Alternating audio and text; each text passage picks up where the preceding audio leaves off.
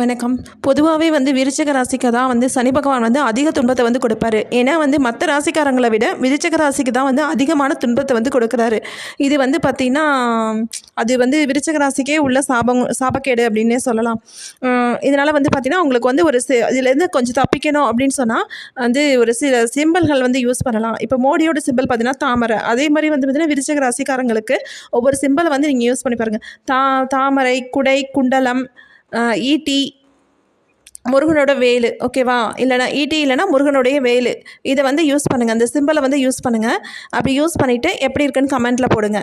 அதுக்கப்புறம் பார்த்திங்கன்னா ராசியான கலர் என்ன அப்படின்னு சொன்னால் குங்கும கலர் தான் அவங்களுக்கு ரொம்ப ரொம்ப உகந்த கலரு. ஏன்னா இவங்க பார்த்திங்கன்னா செவ்வாயோட ஆதிக்கத்தில் தான் வராங்க. செவ்வாய் போர்க்குணம் நிறைந்த ஒரு ராசி. அதுக்கு சிகப்பு தான். அப்போ சிகப்பு அப்படிங்கும்போது குங்குமம், அந்த குங்கும கலர் யூஸ் பண்ணால் நல்லது. எங்கேயாவது கொடுக்கும் போதும் ஏதாவது ஃபங்க்ஷன் எங்கேயாவது வெளியில் போகும்போது கூட அந்த குங்கும கலர் போட்டுட்டு போனாங்கன்னா சக்ஸஸாக தோணும். அதே மாதிரி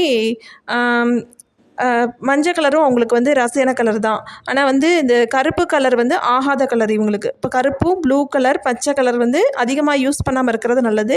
கருப்பெல்லாம் இவங்களுக்கு ஆகவே ஆகாது. அதனால் கருப்பை என்றைக்குமே யூஸ் பண்ணாதீங்க. விருச்சிக ராசிக்காரங்க இனிமேல் ட்ரெஸ் எடுத்தால் கூட பார்த்திங்கன்னா குங்கும கலரு, எல்லோ கலரு இந்த மாதிரி இருக்கிற கலராக பார்த்து எடுங்க. ஆரஞ்சு கலரு இந்த மாதிரி பார்த்து எடுக்கலாம். அடுத்து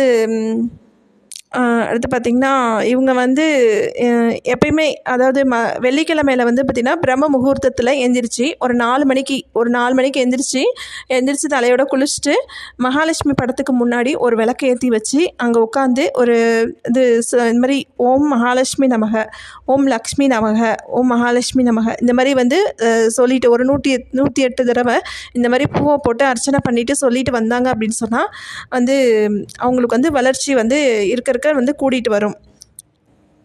ஓகேவா? இந்த மாதிரி ஃபாலோ பண்ணி பாருங்கள்.